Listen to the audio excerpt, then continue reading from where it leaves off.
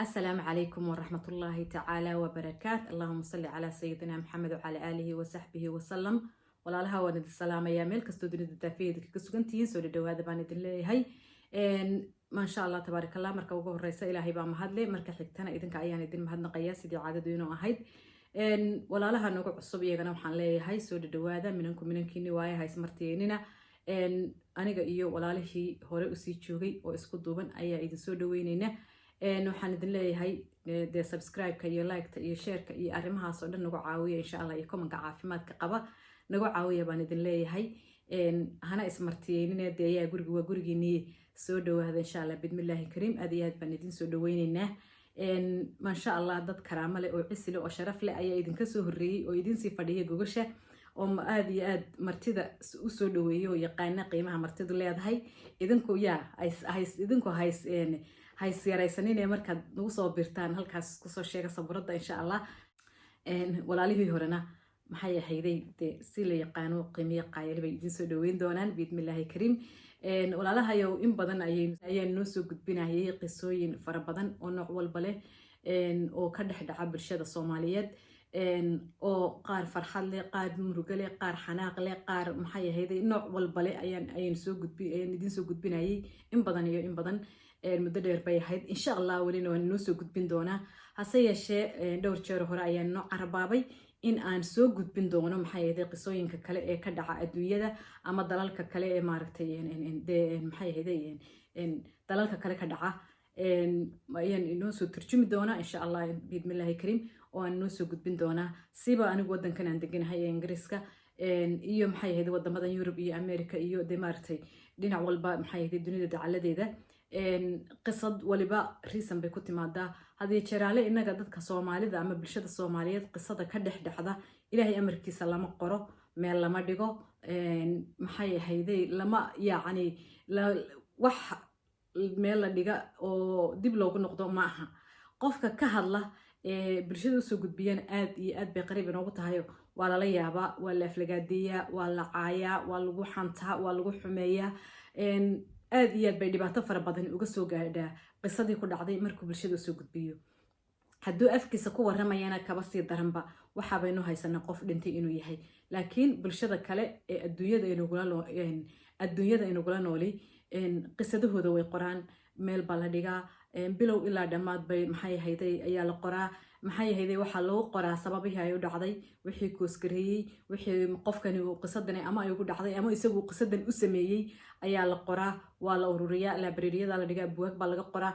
waxaa la geliyaa maxay ahayday Wikipedia loo sameeyaa adigu si fiican baa looga baarandegaa waana la qoraa lamana dayaco meel baana lagu kaydiyaa laakiin unfortunately haddaynu Soomaali nahay inaga wala la yaaba haddaan iminka anigu qisadigu dhacday ka sheekeeyo oon idin soo hor fadhiisto waxaad odhanaysaa naagtani way waalatayba maxaa ka siiya halkan maxay iminka nooga sheegaysaa de waxaan kaaga sheegayaa iminka inaad ku waaye qaadato ood ku wax aragto oo aanay ugu generationkan ama generationada soo socda aanay qisadan oo kale dib maaragtay u soo marin qisooyin aad iyo aad u xanuun badan baa ka dhex dhaca bulshada Soomaaliyeed lamana qoro lamana tixgeliyo lamana tixraaco halka ay ku dhacday iyo qofka ay ku dhacday ayay ku eg tahay dadka ila soo xidhiidha ee aan qisooyinka ama aan ka soo qoro ama in badan ba afkooda iyagu inoogu waramay waxay qaarkood baa leh 20 sanadood baan qisadan haysanay qof hore lamaana share karin ama lamaana wadaagin 15 sanadood ayay qisadan aan haystay oo igu dhacday qof aan la wadaagayna ma jirto imikadanna maxay ahayd cabsi oo cabsanaya xitaa si fiican kuugu ma sheegi karo waxaas oo dhan ku kalifay bulshada Soomaaliyeed isku soo wada xooriyo ma doonayo clipku inuu dheeraade waxaynu nahay bulshada qisadaha soo mara ama ha wanaagsanaadaan ama ha xumaadaane aasa alxamdulillah intaan channel kan bilownay aad iyo aad baa maxay ahayd aan ugu guuleysanay in aan maaragtay soo gudbino qisado waaqaca oo run ah oo dhacay qaarna ay afkooda inagula hadlayaan walaalihii ay ku dhaceen qaarna ay ii soo gudbiyeen oo idin soo gudbiyay anigu ayaga afkooda ka soo qoray insha Allah waanaynu sii wadi doonaa qisadaha dhexdeena ka dhaca insha Allah waxaan rajeynayaa in buugaag laga qoro oo maxay ahayd library-yada la dhigo oo maaragtay la geliyo maaragtay loo sameeyo meel lagu kaydiyo loo sameeyo generationada inaga dambeeya sida ugu wax qaataan oo ayna dhacdadaasi mar dambe u soo marin hadday soo martana falkii lagu xalin lahaa ay garanayaan oo ay haystaan meel ay ula noqdaan iyo marjac ay ula laabtaan maanta haddaba waxaan noo hayaa qisadaan ka dhex dhicin bulshada Soomaaliyeed ka dhacday adduunyada kale gaar ahaan wadankan Ingiriiska aan ku noolahay bay ka dhacday qisadani dhakhtar ayaa jiray maxay ahayday ka shaqayn jiray wadankan Ingiriiska meel ka mid ah oo maxay ahayday taariikhdiisa iyo taariikh nololeedkiisa ay aad u dheer yihiin dhakhtarkaasi wuxuu sameyn jiray wax mucjiso ah oo laga yaabay oo aan hore u soo marin adduunyada hore u soo marin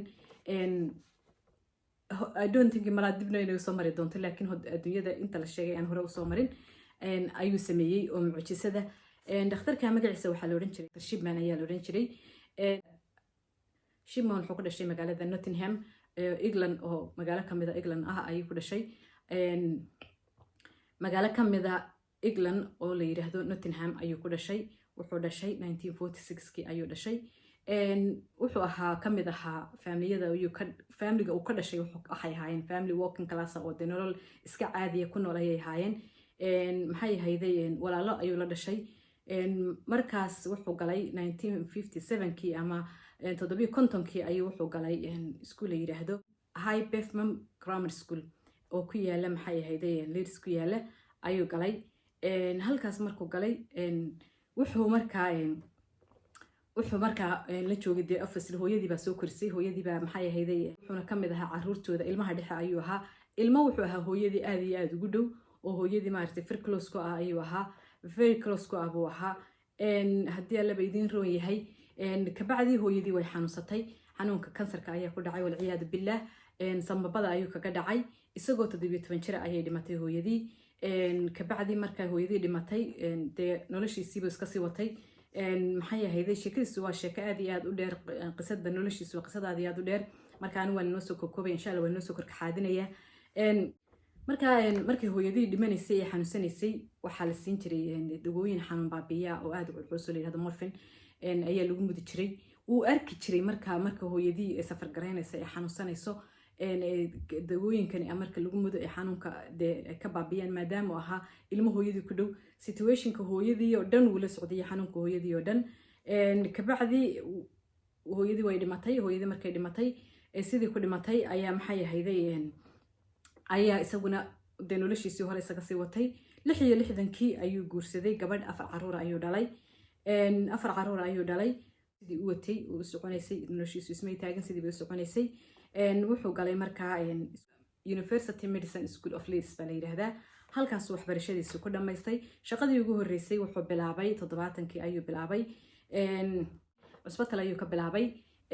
markuu muddo shaqeynayay wuxuu shaqeynayay ayaa isagu wuxuu isku yara buuq ayaa ku dhacay wuxuu markaa isu qoray isagu prescription wax la yiraahdo ama dawo ayuu gacantiisa isugu qoray dawadii ayaa markaa lagu ogaaday dawooyinka aadka u culculus inay tahay ayaa la ogaaday waa la investigation gareeyay ama baaritaan bay ku sameeyeen booliisku kabacdi markii booliisku baaritaan ku sameeyeen waa la ganaaxay waxa lagu ganaaxay lacag u dhiganta markaa ahayd 600 oo ayaa lagu ganaaxay maadaama waqtiguna waqti aad u horeeyay si aan u loos gareynin ama aan u luminin liisankiisa dhakhtarnimo ayaa laga dhigay ganaax baa lagu soo rogay waa la ganaaxay waa la kaxeeyay meel baa la geeyay rehabilitation oo maaragtay qofka dib habayn lagu sameeyo oo xanuunkii ku dhacay iyo wixii maaragtay dib loogu dib u dejin lagu sameeyo ayaa maaragtay ku nasto oo qofka lagu baaro oo xaaladiisa lagu dejiyo intuu qofkani markaa dhibaatada haysa uu kaga soo noqonayo ayaa la geeyay Allahumma musta'an wa alayhi tawakkaltu kadib markii meeshii xaaladihiisii soo dhamaadeen GP ayuu noqday oo maaragtay ka noqday magaalada Manchester ayuu GP ka noqday GP-na waxa weeye dhakhtarka xaafadda ayuu noqday oo la yiraahdo GP Allahumma musta'an 80kii GP-gi sidii uu ahaa adigu isaga ahaa ayaa 80kii ayaa wuxuu furtay isagu GP u gooni u leeyahay oo isagu iska leeyahay ayuu furtay halkaas ku shaqeynayay 1993gii ilaa inta u dhaxaysay wuxuu ahaa well respect man ayuu ahaa oo markaa community-ga ku dhex jira nin aad iyo aad loo qadariyo ayuu ahaa haddaba maxaa dhacay intaas markaynu taariikh nololeedkiisa kaga soo sheekayno haddaba Dr. Shipman muxuu sameeyay maxaa dhacay Dr. Shipman wuxuu ahaa dhakhtar dilaaya waxaa lagu magacaanaysi jiray Angel of Death Angel of Death oo ah malaa'igta dhimashada ama dhakhtarka dhimashada ayaa maxay ahayd lagu naanaysi jiray qofkii ugu horreeyey uu dilay dhakhtarkani uu gacantiisa ku dilay wuxuu dilay 1975kii ayuu dilay markaynu dib u noqono waxaanu ku dilayay oo siinayay dadka drug maaragtay culculus ee la yidhaahdo morfinta ayuu siin jiray wuu yaryareyn jiray high dose oo aad bawarkeedu u sarreeyo ayuu maxay ahayday ayuu ku dili jiray lama ogaanin waa la soo socday wuxuu markaa si gaara u leen jiray dumarka wuxuu dilay marka laysku soo wada duuduubo inta la garanayo 250 qof ayuu gacantiisa ku dilay qofkii ugu yaraa uu dilayna wuxuu ahaa maxay ahayday 41 oo ninbuu ahaa inta adigu 80% waxay ahaayeen dumar wuxuuna ku dili jiray dadkaas maxay ahayday wuxuu ku dili jiray dawadaas morfinta ama dimorphin dawada la yiraahdo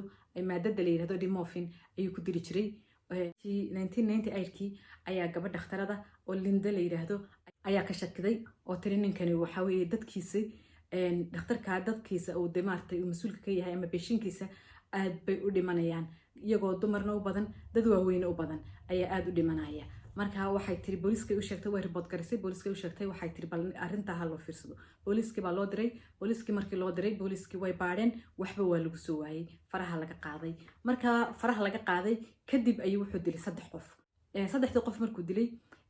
haddana samrisan nin taxi driver ayaa booliska inform gareeyay ama booliska la hadlay oo yiri maxay ahayd ninkaasi waa dilaa 21 qof oo dadkiisa kamid ah ayuu dilay mana doonayay anigu inaan sheego ama maartay ismagacaabo waxaan rabaa in maxay ahayday la daba galo sheekada sidii ugu socotay kabacdi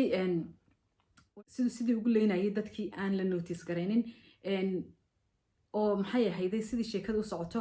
ayaa waxa qofkii ugu dambeeyay uu dilay islaan la yiraahdo bay ahayd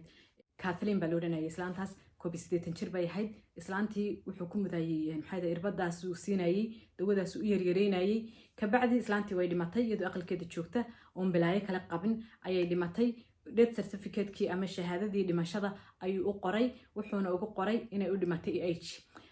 kabacdi inanteedii inan bay dhashay markaa islaantu loo yarad ahayd inanteedii ayaa maxay ahayday baadhay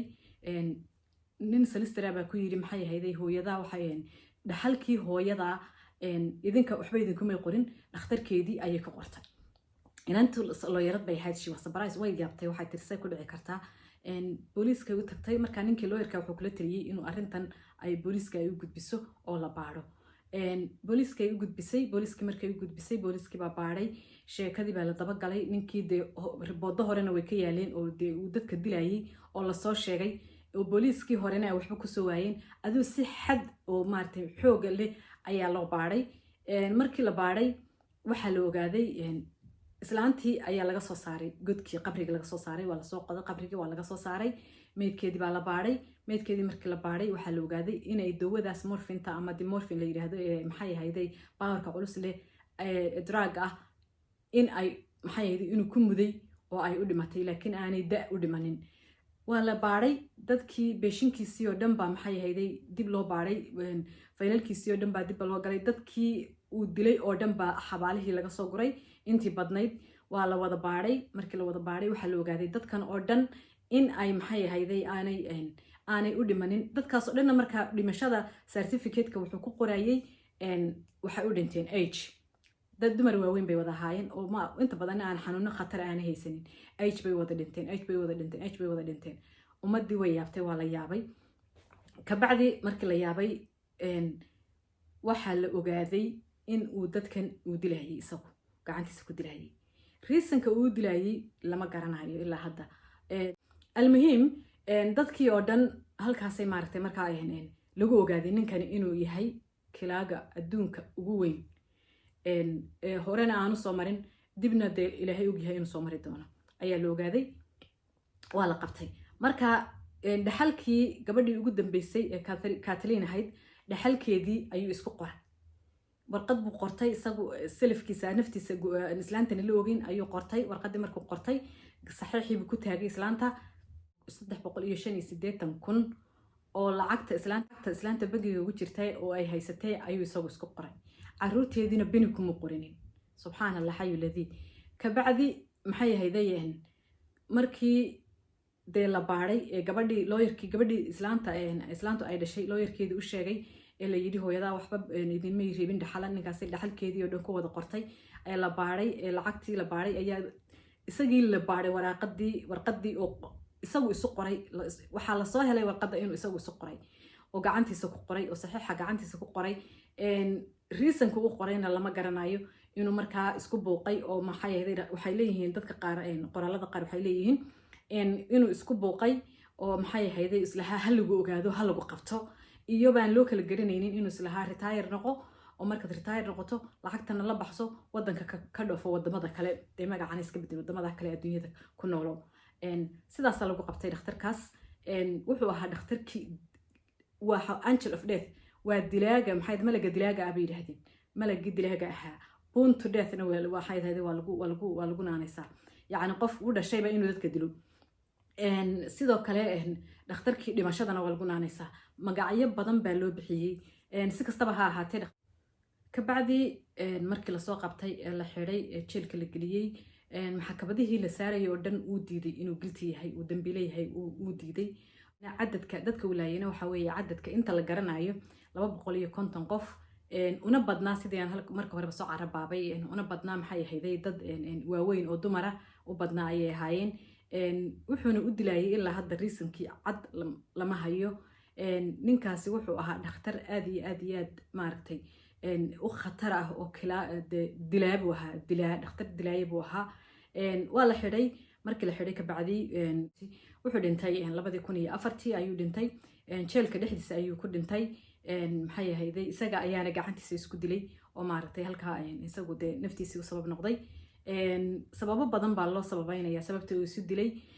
sababo badan ayaa maxay ahayday la leeyahay ayaa ka dambeysay maaragtay inuu isdilo in maxay ahayday reerkiisa oo xaquuqda aanay reerkiisu aanay da'diisu sii badato ama sii weynaato si ay xaquuqdiisii intuu soo shaqaynayay dadka soo leynayay shaqana muu soo haynin xaquuqdiisii aanay reerkiisu waayin iyo naagtiisi iyo caruurtiisi aanay waayin adigu dhinacyo badan baa laga eegay oo loo sababeynaya isdilkiisii ninkaasi wuxuu ahaa nin subxaan allah xayu ladii ilaahay inaga shartiray xilligaas aan soo sheegnayna soo maray wadankan ingiriiska